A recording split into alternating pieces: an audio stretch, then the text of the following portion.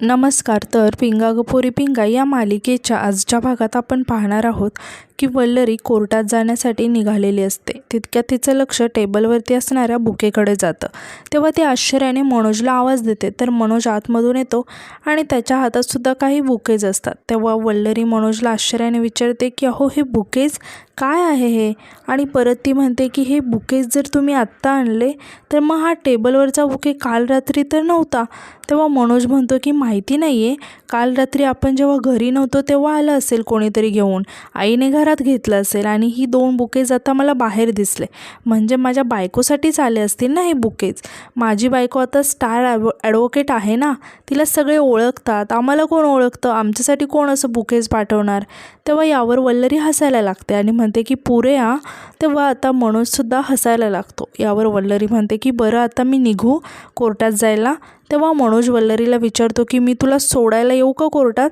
यावर वल्लरी म्हणते की नको, मिठूताई खाली माझी वाट बघतायत. तेव्हा मनोज वल्लरीला काळजी घ्यायला सांगून तिथून निघून जातो. तेव्हा वल्लरी आता त्या बुकेजकडे बघायला लागते आणि म्हणते की मंजुषासारख्या समाजाला कलंक असणाऱ्या बाईला अटक करण्यात माझ्या सगळ्या मैत्रिणींचा वाटा आहे. हे आमचं सगळ्यांचं यश आहे. त्यामुळे मला त्या सगळ्या जणींना शुभेच्छा तर द्यायलाच हव्या. हा बुकेज मी कोर्टात घेऊन जाते, कारण आम्ही सगळ्याजणी तर तिथेच भेटणार आहोत ना. असं म्हणून वल्लरी तो बुकेज घेऊन खाली येते. आता खाली येऊन वल्लरी तो बुके तिच्या गाडीमध्ये ठेवते आणि गाडीत जाऊन बसते. तितक्यात आता तिथे मिठू येते. तेव्हा मिठूला बघून वल्लरी म्हणते की बरं झालं मिठूताई तुम्ही आलात, तुम्ही बसून घ्या गाडीत, तेजाताई येतच असतील, बाकीच्यांनासुद्धा घेऊया आपण. तेव्हा मिठू सांगते की अगं बाकीच्या तर पोहोचल्यासुद्धा कोर्टात, त्या म्हणाले की तू वल्लरीसाठी थांब म्हणून मी थांबले, चल लवकर निघूया, खूप उशीर होतोय ना आपल्याला. तेव्हा वल्लरीसुद्धा म्हणते की हो चला बसा पटकन, चला निघूया. तेव्हा आता मिठू गाडीमध्ये बसायला लागते. तेव्हा तिला तो बुके दिसतो. आता तो बुके बघून मिठू खूप खुश होते आणि वल्लरीला म्हणते की अरे, हा बुके माझ्यासाठी इतकं माझं जंगी स्वागत करायला ठेवलं आहे का? तेव्हा वल्लरी हसत म्हणते की चला पटकन, उशीर होतोय, नंतर सांगते सगळं. तेव्हा मिठू तो बुके घेऊन पाठीमागे ठेवते आणि त्या दोघीही आता कोर्टात जाण्यासाठी निघतात. तर इकडे या तिघींची ही गाडी अचानक मध्येच बंद पडलेली असते, त्यामुळे तिघीही एका ठिकाणी थांबलेले असतात. आता प्रेरणा चिडूनच श्वेताला म्हणते की कसली बंडल गाडी आहे गं तुझी, विकून का नाही टाकत तू? 10 वेळा ऑलरेडी बंद पडली आहे, कोर्टात पोहोचायचं आहे ना आपल्याला. तेव्हा श्वेता म्हणते की माझी मिठूच बरी आहे, ती ना बसलेली असताना 50 वेळा गाडी बंद पडली, पण कधी टोमणे नाही मारले पोरीने. यावर तेजा म्हणते की तुम्हा सगळ्यांना मिठूवर एक विशेष प्रेम आहे ना गं, आवडते ना ती तुम्हाला? नाही, बघते मी, कायम तिचीच बाजू घेता ना. तेव्हा श्वेता म्हणते की हो मग चांगलीच आहे ती, आणि आता तर किती मोठ्या माणसांसारखी वागायला लागली आहे माहिती आहे. तेव्हा प्रेरणा म्हणते की हो ते तर खरं आहे, म्हणजे बघा ना आता आपण जे काही धाडस करतोय त्याचं मूळ कारण तर खरं आपले मिठू आहे. तेव्हा तेजा आश्चर्याने विचारते की मिठू कसं काय? यावर आता श्वेता सांगते की अगं तिनेच बोलवलं होतं ना वल्लरीला सत्कारासाठी, आणि तिथेच मंजुषाची भेट झाली आणि मग हे सगळं प्रकरण उघडकीस आलं. तेव्हा प्रेरणासुद्धा म्हणते की एक्झॅक्ट, जर वल्लरी आश्रमात गेलीच नसती तर हा सगळा भयानक प्रकार आपल्याला कळलाच नसता, अजून कितीतरी मुलींचं आयुष्य नासवली असती त्या मंजुषाने. त्यामुळे बरोबर आहे, त्यामुळे खरं क्रेडिट तर आपल्या मिठूचंच आहे.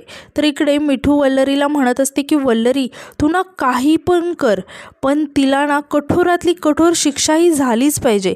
तिने या सगळ्या मुलींचं आयुष्य ना उद्ध्वस्त केलं आहे, खरं तर तिचं पण आयुष्य उद्ध्वस्तच झालं पाहिजे कायमचं, असं काहीतरी कर ना. आणि ती वल्लरीला विचारते की मला सांग, तुमच्या कायद्यात असं काहीतरी स्पेशल आहे का जेणेकरून अशा विशेष कैद्यांना कठोरातली कठोर शिक्षा होईल? तेव्हा वल्लरी मिठूला म्हणते की हे बघा मिठूताई, मला तुमचा त्रास समजतोय, पण प्लीज आता शांत व्हा आणि तुम्ही नका काळजी करू, कायदा तिला कठोरातली कठोर शिक्षा करेल आणि योग्य ती शिक्षा करेल. फक्त मला सांगा, मी तुम्हाला आश्रमातून मंजुषाच्या विरोधात जे पुरावे लागणार आहेत ते आणायला सांगितले होते, ते आणलेत का तुम्ही? तेव्हा मिठू म्हणते की हो सगळे पुरावे आणलेत आणि मंजुषाची सगळी पापं बंदिस्त आहेत यात, आणि जेव्हा हे सर्वांसमोर येईल ना तेव्हा सगळेच जण म्हणतील की हिला कठोरातली कठोर शिक्षाही झालीच पाहिजे. आता या दोघेही जात असताना त्यांचं लक्ष अचानक श्वेता, प्रेरणा आणि तेजाकडे जातं.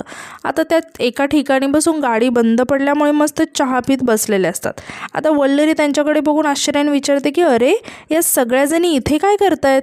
या तर आपल्या पुढे जाणार होत्या ना. ना कोर्टात, चहा पीत काय बसल्यात असं म्हणून वल्लरी जाऊन आता त्यांच्याजवळ गाडी थांबवते आणि गाडीतून आता मिठू आणि वल्लरी दोघेही उतरतात आणि त्यांच्याजवळ जाऊन विचारायला लागतात की अरे तुम्ही इथे काय करताय, तुम्ही तर आमच्या आधी पोहोचणार होता ना. तेव्हा तेजा सांगते की त्याचं काय आहे ना, आपल्या श्वेता मॅडमची गाडी बंद पडली ना, रस्त्यावर चालण्यापेक्षा बंद पडण्यात जास्त स्कोर आहे हिच्या गाडीचा. तेव्हा मिठू लगेच म्हणते की माझा अनुभव ना जास्त आहे या बाबतीत. तितक्यात आता मेकॅनिक येऊन सांगतो की मॅडम गाडी नीट झाली. तेव्हा लगेच आता श्वेता प्रेरणा आणि तेजाला म्हणायला लागते की हा चला निघूया. तेव्हा प्रेरणा श्वेताला थांबवत म्हणते की अजून 20 वेळा तरी गाडी बंद पडेल ना तुझी, कारण अजून खूप लांब आहे ना कोर्ट. तेव्हा आता हे प्रेरणाचे टोमणे ऐकून श्वेता रागाने प्रेरणाकडे बघायला लागते, तर बाकीच्या मात्र हळूहळू हसत असतात.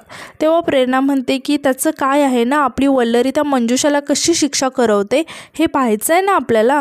तेव्हा तेजा म्हणते की हो बरोबर आहे, कारण वल्लरीचा खटला संपेल आणि ती परत इथे येईल आणि आपण मात्र इथेच असू चहा पीत, त्यापेक्षा आम्ही जातो वल्लरीच्या गाडीतून. तेव्हा प्रेरणासुद्धा आता लगेच गाडीमध्ये बसण्यासाठी जायला लागते आणि गाडीचा दरवाजा उघडते, तर गाडीमध्ये बुके बघून प्रेरणा म्हणते की घ्या, बसण्याच्या जागेवर तर बुके आहे, मग कसं बसणार. तेव्हा आता मिठू म्हणते की एवढंच ना, असं म्हणून ती बुके हातात घेते आणि म्हणते की हा बुके ना आपण श्वेताच्या गाडीत ठेवूया, तसंही ती गाडी रिकामी जाते ना. तेव्हा तेजासुद्धा म्हणते की हो बरोबर आहे, म्हणजे आपल्याला बसायला कम्फर्टेबलसुद्धा होईल. तेव्हा वल्लरी मिठूला म्हणते की 1 मिनिट मिठूताई, असं म्हणून ती तो बुके हातात घेते आणि म्हणते की हा बुके मला कोणीतरी कॉंग्रॅच्युलेट करायला पाठवला, पण खऱ्या अर्थाने हा बुके आपल्या 5ही जणींसाठी आहे. पण तरीही सगळ्यात पहिलं जर का कोणाचा असेल ना, तर तो आपल्या मिठूताईंचा आहे, कारण त्यांच्यामुळेच ही केस आपल्या समोर आली आहे, त्यानिमित्त ठरल्या, कारण हे सगळं मिठूताईंशिवाय शक्यच नसतं झालं. असं म्हणून ती मिठूला तो बुके देते आणि चौघी मिठूसाठी आता टाळ्या वाजवायला लागतात. तेव्हा मिठू वल्लरीला म्हणते की वल्लरी अगं मी निमित्त मात्र आहे, पण या सगळ्याची सुरुवात तू केलीस ना, त्यामुळे सत्कार माझा नाही तुझा झाला पाहिजे.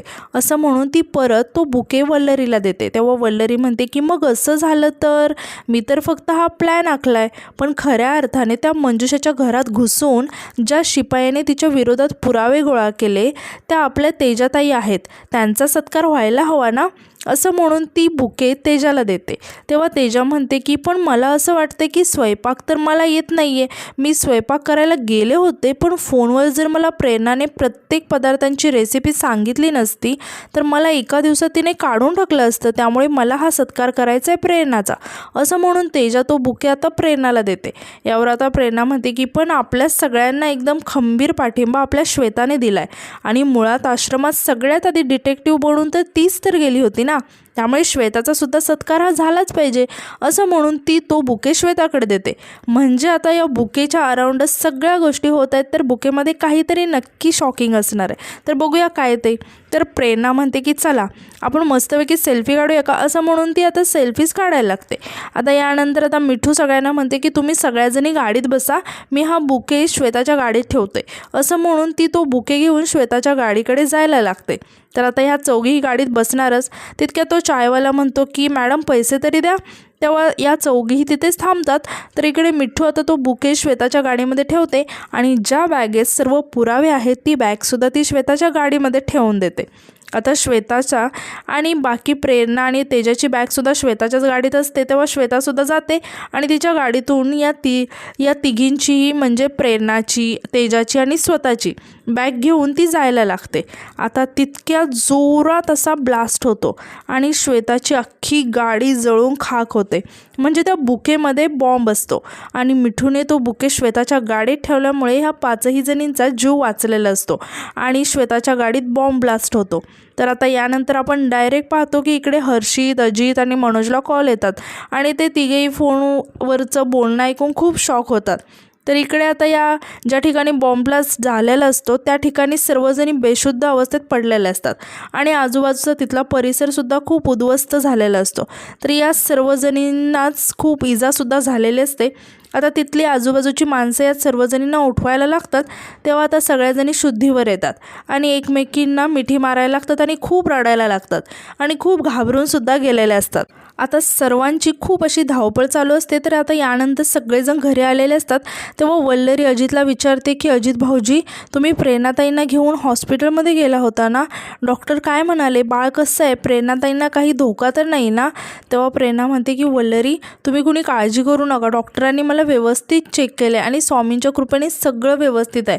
तेव्हा अजित म्हणतो की हो, पण डॉक्टरांनी आराम करायला सांगितलं आहे, त्यामुळे अजिबात बाहेर नाही पडायचं आहे.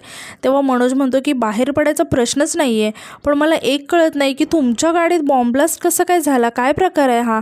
तेव्हा अजितसुद्धा विचारतो की गाडीत बॉम्ब कोणी ठेवला, कधी ठेवला, कसा ठेवला आणि काय प्रकार आहे हा? तेव्हा तेजा म्हणते की वल्लरी, मंजुषाने केला असेल का ग हा प्लॅन? तेव्हा वल्लरी म्हणते की हो, मलाही तसंच वाटतंय, तिला आपण पोलिसांच्या स्वाधीन केलं ना, म्हटल्यावर सूड उगवणारच ती. तेव्हा अजित म्हणतो की काय बोलताय तुम्ही, मंजुषाच्या पकडल्या जाण्याचा आणि तुमच्यावर सूड घेण्याचा काय संबंध आहे, मला काहीच कळत नाही आहे. तेव्हा मनोजसुद्धा वल्लरीला विचारतो की वल्लरी, तुम्ही सगळ्यांनी नेमकं काय केलं आहे? तेव्हा वल्लरी म्हणते की काल मी तुम्हाला जे सांगितलं तेच, मंजुषाच्या विरोधात स्टिंग ऑपरेशन. त्या स्टिंग ऑपरेशनमध्ये तिच्या विरोधात खूप पुरावे सापडले आणि म्हणूनच पोलिसांनी तिला अरेस्ट केले. आम्हीच पोलिसांकडे ते पुरावे घेऊन गेलो होतो. तेव्हा मिठूसुद्धा आता घाबरत घाबरत सांगते की ती मंजुषा आहे ना, ती या सगळ्या मुलींचा सौदा करायला निघाली होती, अशी शंका होती आम्हाला. आणि आपली जी मीनाक्षी आहे ना, तिलासुद्धा गायब मंजुषानेच केलं होतं. म्हणजे एक्झाम सेंटरवरून मीनाक्षीला तिने किडनॅप केलं आणि त्याच्यानंतर तिला एका टेम्पोमध्ये घालून तिला कुठेतरी घेऊन जात होती. बरं झालं आम्ही तिथे वेळेत पोहोचलो आणि सगळ्या मुलींना तिथून सोडवलं आणि तिथूनच या सगळ्यांची सुरुवात झाली. तेव्हा तेजासुद्धा सांगते की आणि जेव्हा मीनाक्षीला आणि किडनॅप केलं होतं तिने, तेव्हा आम्ही तिला कसं तरी त्या लोकांच्या तावडीतून सोडवलं होतं, पण तेव्हा मीनाक्षीकडूनच आम्हाला कळलं होतं की मंजुषा तिला पकडून घेऊन गेली होती. तेव्हाच आम्हाला तिच्यावर डाऊट आला आणि म्हणूनच आम्हाला तिच्या घरी जाणं भाग होतं. म्हणजे सुरुवातीला प्रेरणा जाणार होती स्वयंपाकीन म्हणून, पण एकंदरीतच तिची अवस्था बघून, तिला जो त्रास होतोय ते बघून आयत्या वेळी मी गेले आणि मी त्या घरात स्वयंपाक करायला लागले आणि लक्ष ठेवायला लागले. तेव्हा वल्लरी म्हणते की आणि फक्त पुरावे गोळा नाही केले, जीवावर बेतलं होतं तेजाताईंच्या. त्या मंजुषाने आम्हाला पण गोडाऊनमध्ये डांबून ठेवलं होतं. 31च्या रात्री आम्ही त्याच मिशनवर होतो. नशिबाने हर्षितदादा आले आणि त्यांनी आम्हाला त्या गोडाऊनमधून सोडवलं. मग आम्ही त्या मंजुषाच्या घरी गेलो, तिथून तेजाताईंना सोडवलं. तेजाताईंनासुद्धा विकायला निघाली होती ती बाई. तेव्हा हे ऐकून अजित आणि मनोज खूप शॉक होतात. आता मनोज आश्चर्याने म्हणतो की काय सांगताय तुम्ही सगळं, आणि आम्हाला या सगळ्यांची काहीच कल्पना नव्हती. आणि तो हर्षितला म्हणतो की पण हर्षित, तुला तर माहिती होतं ना सगळं? तर अजित आता हर्षितला विचारतो की हर्षित, पण तू काहीच बोलला नाही, सांगायचं होतं ना आम्हाला. तेव्हा हर्षित म्हणतो की कसं सांगणार, मी तेजाला वचन दिलं होतं मी याबद्दल कोणाला काहीच नाही सांगणार आणि मला आयडियासुद्धा नव्हती की हे सगळं इतकं भयंकर होईल. आता अजित रागाने प्रेरणाला म्हणतो की प्रेरणा, आणि तू हे धाडस केलं? तेव्हा प्रेरणा म्हणते की दुसरा पर्याय नव्हता अजित, अतिशय प्रतिष्ठित समाजसेविका म्हणून वावरते ही बाई समाजात, गरिबांचा मसीहा असल्यासारखी वागते आणि हे असले धंदे करते. तिला एक्सपोज करणं खूप गरजेचं होतं, म्हणूनच हे धाडस करावं लागलं आम्हाला. तितक्यात आता वल्लरीला कोणाचा तरी फोन येतो. तेव्हा वल्लरी तो फोन उचलते, तर फोनवर सचिन मोरे नावाचे PSI असतात आणि ते वल्लरीला म्हणतात की वल्लरी मॅडम, तुमच्यासाठी अत्यंत वाईट बातमी आहे, तुम्ही कोर्टात वेळेवर पोहोचला नाहीत म्हणून कोर्टाने मंजुषाला जामीन मंजूर केला आहे आणि त्या सुटल्यात. तेव्हा हे ऐकून वल्लरी खूप शॉक होते. आता वल्लरीला इतकं टेन्शनमध्ये बघून सगळेजण वल्लरीला विचारायला लागतात की वल्लरी काय झालं आणि कुणाचा फोन होता? तेव्हा वल्लरी म्हणते की ज्याची भीती होती तेच घडले, मंजुषाला कोर्टाने जामीन दिले, मी वेळेत कोर्टात नाही पोहोचू शकले म्हणून तिला बेल मिळाली. याची कल्पना तर होतीच मला, पण आपण ज्या धक्क्यातून आता सावरले त्या धक्क्यातून कोर्टात पोहोचणं अवघड होतं. तेव्हा हे ऐकून बाकीचे सगळेसुद्धा आता खूप टेन्शनमध्ये येतात. आता प्रेरणा विचारते की पण मग काय करायचं आपण आता वल्लरी? तेव्हा वल्लरी म्हणते की सावध राहायचं, आता प्रत्येक पाऊल आपण सावधगिरीने उचलायचं आहे. आणि ती मिठूला म्हणते की मिठूताई, तुम्ही तुमच्या जीवाला सगळ्यात मोठा धोका आहे, तुम्ही आत्ताच्या आता निघा आणि गावाला जा, तुमची गार्गी, हेतश्री आणि तुमच्या आईवडिलांची काळजी घ्या, खूप सावध राहावं लागणार आहे तुम्हाला. आणि ती तेजालासुद्धा म्हणते की तेजाताई, तुम्ही मिठू ताईनंतर जर का कोणाच्या जीवाला धोका असेल ना, तर तो तुमचा आहे. त्यामुळे अजिबात घराबाहेर पडायचं नाही, लक्षात ठेवा. आणि प्रेरणालासुद्धा म्हणते की आणि प्रेरणाताई, इथून पुढे फक्त डॉक्टरांकडे जाण्यापुरतंच घराबाहेर पडा आणि ते सुद्धा अजित भाऊजींसोबत. एकट्याने कुठेही कुणीही बाहेर पडणार नाही आहे आणि आपल्याला सगळ्यांनाच एकमेकांच्या जीवाची काळजी घ्यावी लागणार आहे. ही केस संपेपर्यंत कुणीही रिस्क नाही घेणार.